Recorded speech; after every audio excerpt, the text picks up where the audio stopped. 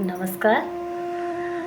आज चाहिँ म नेपाली भाषा साहित्य विषय अन्तर्गतको कुञ्जिनी खण्डकाव्य जो बिएड सेकेन्ड इयरमा कविता काव्य विषयमा चाहिँ यो पढाइ हुने गर्छ र त्यस विषयको खण्डकाव्य खण्डको चाहिँ म कुञ्जिनी खण्डकाव्यको विषयवस्तु कथावस्तु चाहिँ यहाँहरू सामु सम्प्रेषण गर्दैछु, प्रस्तुत गर्दैछु।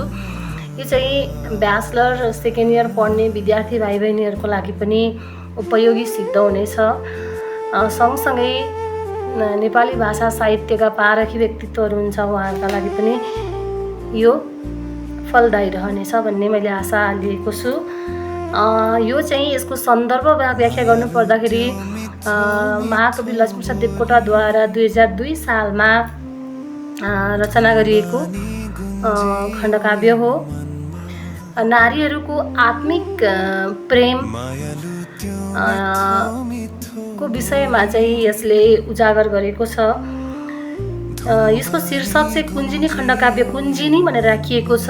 यो खण्डकाव्यको शीर्षक चाहिँ यसै खण्डकाव्यकी नायिकाको नामबाट राखिएको हो, जुन कुञ्जिनी गोरे भन्ने पात्रलाई हृदयदेखि नै माया गर्छिन्, प्रेम गर्छिन् र त्यहीँबाट नै कथाको चाहिँ आरम्भ भएको छ।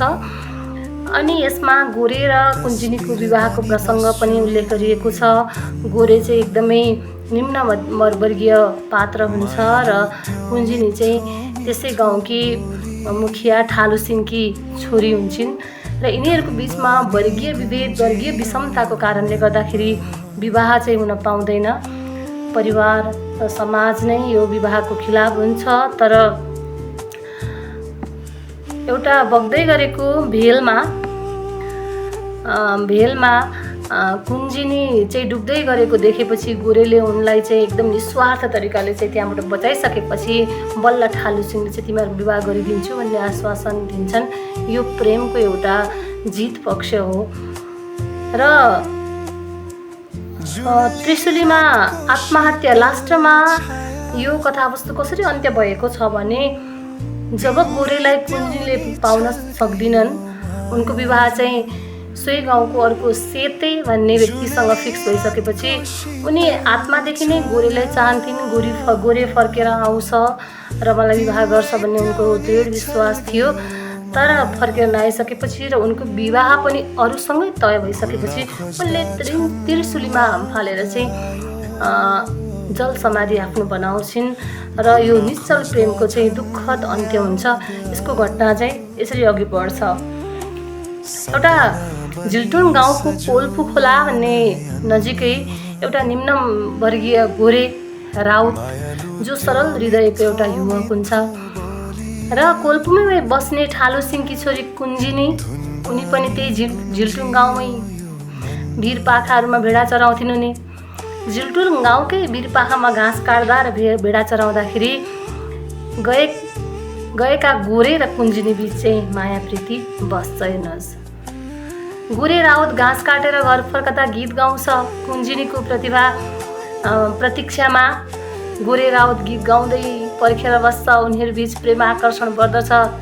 गोरे कुञ्जिनीलाई विवाह गर्नका लागि माग्न कुञ्जिनीका बाबु ठालुसिङ कहाँ पनि पुग्दछ। कोल्पु खोलाका नजिकै बस्नेहरूमध्ये उच्च आर्थिक हैसियत भएका ठालुसिङ गोरेलाई कुञ्जिनी नदिने कुरा व्यक्त गर्छन् ठालुसिङ, उनका कुञ्जिनीका पिता। उनी यसरी हप्काउँछन्, नाक कान छोप्ने कालो छैन, टोपी कालो हाँडे, ठालुसिङकी छोरी माग्ने खसरा तेरा माडी भनेर उनी त्यसरी उपहास सहित गोरेलाई चाहिँ आफ्नो छोरी दिनको लागि अस्वीकार गर्छन्। आर्थिक हैसियत कमजोर भएकाले गर्दा गोरे राउतलाई आफ्नो छोरी नदिने ठालुसिङले गर्छन्। कुञ्जिनी कोल्पु पारी रहेको आफ्नो मामा घर गएकी हुन्छन्। कुञ्जिनी मामा घरबाट घर नआइपुग्दै कोल्पु खोलामा बाढी आउँछ। कुञ्जिनीका बुबा ठालुसिङ चिन्ता गर्छन्। कोल्पुतिरमा बसेर गोरे कुञ्जिनीको प्रतीक्षा गरिरहेको हुन्छ। गोरे ठालुसिङले आफूमाथि गरेको अपमान कुञ्जिनीलाई सुनाउन चाहन्थ्यो। जसरी कुञ्जिनीको हातमा जाँदाखेरि ठालुसिङले चाहिँ उसलाई गरेको दुर्व्यवहार, अपमानको पनि व्यथाहरू सुनाउन चाहन्थ्यो गोरे। अनि पर्खिरहेको हुन्थ्यो बाटोमा को होला भनेर त्यहाँनिर चाहिँ फर्किँदै गर्दाखेरि त्यो खोलामा चाहिँ गुरुले कोल्पु पर एउटा छाया देख्छ। को होला भनेर सोच्दा सोच्दै कोल्पुमा आएको बाढीबाट तर्सिएको एउटा चिच्याहाट लाग्दो आवाज सुनेपछि गोरे ठुलो भेलमा हाम फाल्छ। खोलाका बीचमा उसले कुञ्जनीलाई भेट्टाउँछ। पौडी खेलेर गोरेले कुञ्जनीलाई खोला तार्छ।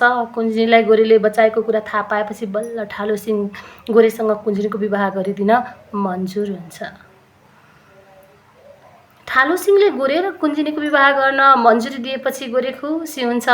कुञ्जनी पनि आफ्नो विवाह गोरेसँग हुने सुनेपछि एकदम सानीमासित आनन्द प्रकट गर्दछिन्। कुञ्जनी केवराको ट्वाक्क फुल, गुलाबको गाजल, पाउबेच, चुरी, यारिङ, चोली, सारी लगाएर उड्न चाहन्छे, नाच्न चाहन्छे। सानीमा सिन्धु चाहिँ कुञ्जनीको धोका पुर्याउने बाचा गर्छे। त्यसै समयमा गोरे जर्मनको लडाइँमा जानुपर्ने अवस्था सिर्जना हुन्छ। कुञ्जनीलाई गोरे राउसँग बिछोड हुने पिरले ज्वरो आउँछ। त्यस अवस्थामा गोरे कुञ्जनीलाई भेटी रोई रोई रात बिताउँछ। गोरे कुञ्जनीलाई लडाइँमा जाने बेलामा लडाइँपछि फेरि फर्केर आउने कुरा सम्झाइ बुझाइ गर्दछ। गोरे गएपछि कुञ्जनी विरहमा डुब्छिन्। गोरे विदेश गएपछि अब गोरे फर्कँदैन भने ठालो सिंह कुञ्जनीको विवाह चाहिँ लखन लेफ्टेन्टको छोरो सेतीसँग गरिदिने कुरा गर्छ। अब लडाइँमा गएको, जर्मन सेनामा गएको गोरे अब फर्केर आउँदैन, त्यो मरिसक्यो भन्ने हिसाबले गर्दा कुञ्जनीको विवाह चाहिँ सेतेसँग गरिदिने निदो गर्छन् ठालो सिंहले। ठालो सिंह सेतेसँग कुञ्जनीको विवाह छिनिन्छ। कुञ्जनीका बाबु बच्चनले हृदय विदीर्ण भएर विष खाएर मरुझैँ गर्छिन्। अब उनी एकदमै विक्षिप्त बन्छिन्। म विष खाएर मर्न पाए हुन्थ्यो भन्छन्। कुञ्जनीको दयनीय दशा देखेर सानीमा सिन्धु गजुरी पीडामा विवाह छिन्न गएका बाबु चाहिँलाई बताउन हिँड्छिन्। कुञ्जनीको विवाह लखन लेफ्टेन्टको छोरो सेतीसँग छिन्ने काम बहादुर खड्काको घरमा हुन्छ। त्यही बेला सिन्धु पुग्छिन् र उनी भन्छन्, छिनेको देखि विवाती भन्छन् अफसोस गरेर, बिहा त छोरी गर्दिन भन्छन् मसँग रोएर। विवाह गर्दिन भन्छन्, सेतीसँग विवाह गर्दिन भन्छन् है कुञ्जनीले भनेर आफ्नो व्यथा, कुञ्जनीको व्यथा चाहिँ सिन्धुले त्यहाँ सुनाउँछिन्। सिन्धुलाई झपार्दै फागुनमा विवाह हुने टुङ्गो गरी ठालो सिंह लखन लेफ्टेन्टसँग विदा हुन्छन्। विवाह हुने कुरा बुझेर कुञ्जनीको कलेजा छिया छिया हुन्छ। बाजे रिस्तानमा पठानसँगको गोर्खालीको जम्काभेट हुन्छ। गोरे अदम्य साहस देखाउँछ र गोरे घाइते हुन्छ। यो चाहिँ गोरेको अवस्थाको व्याख्या गरिएको छ। बाजेरिस्तानको अस्पतालमा गोरे र मानवीर गुरुङ दुवै घाइते सिपाहीले आफ्नो मातृभूमि नेपाल सम्झन्छन्। गोरे कुञ्जनीलाई सम्झिन्छ। गोरे र मानवीर मध्ये मानवीर पलाउँदै र गोरे राउत बैलाउँदै जान्छन्। गोरे कुञ्जनीलाई सम्झन्छ। ऊ यस्तो सपना देख्छ आज सपना गोरे कुञ्जनीलाई घाटमा लगेको, आखिरीको त्रिशुली घाट, आखिराको लामखुसे आँखा, ओइलिएको फुलको मुहारमाथि केही नबोली बगेको। यस्तो खालको सपना देख्छ।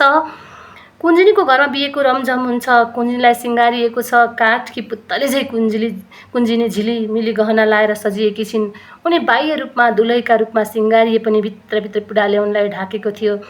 त्यसलाई त्यहाँ कसैले बुझ्न सकेनन्। कुञ्जनी खकारे भिरबाट दौडेर हाम फाल्छिन्।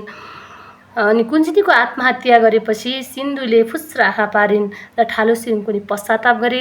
कोल्पुको किनारमा अझै ती दुई प्रेमीका छाया देखिन्छन् भन्ने कुराहरू गाउँलेहरूले पनि अझै अहिलेसम्म पनि भन्दै गरेका छन्।